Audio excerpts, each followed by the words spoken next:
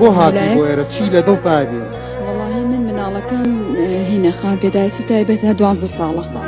هەتا ئێستا لە شوێنێکی دوورەوە ئەیبەن بە پێ باوکی 9 ساڵە ئیفلیتی میسەڵانە من خۆم ژنی ماڵەوە هەتا پۆلی 5 پیدایم خوێنەوە باوکێک لە ماڵەوە کەوتووە مناڵێک بە پێ بەرە بە سەرما بە گەرمە ئەیبێ بۆ مەکتەبەکە 4 ساڵ ئێستا لە پۆلی 4 5 ساڵە ئەیبە من هەتا ئێستا نەپیت ئەناسێ نەژمارە ئەناسێ هەتا ئێستا نازانم مناڵەکەم ئاستی زیرەکی لە چیا خۆی ئەبینێتەوە هەتا ئێستا خۆشم نازانم تەنانەت مناڵەکەم حەزی لە تۆڵتۆپێ نەتوانای نیە لە ماڵم نییە تۆڵتۆپێنی تیا بکەم براکەم قاتێکی یامەتێ ژووری نووسنی مناڵێتی ئافان خان هاتۆ بۆ ماڵم ئەزانێ مناڵەکەم شوێنێ تۆڵتۆپێنیشی تیا بکەم تەنانەت حەمامم نێ مناڵەکەشی تیا بشۆ ئایا حکومەت لەکوێیە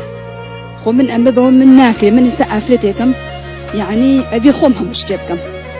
باوەڕم پێکەی من باوکی 9 ساڵ ئیفلیتی میسەڵانە خۆم بە دیارێ کەوتم لە خەستخانە پەردەم ڕایەڵ کردووە کە لە قاوشی پیاوانە باوکی تاقانێ براو هیچی کەسی نەبوو لای بێ براکەم جێگای کردومەتەوە خوشک و براکانم یارمەتیمەیەن یعنی حکومەتیی 3 جار من معاملەم بۆ مناڵەکەم کردووە هەتا ئێستا من مناڵەکەم هیچی نییە هەتا ئێستا من چەند جاریشم بۆ چاودێری کۆمەڵایەتی وتم هەر هیچ نەبێ ئەلە لەقل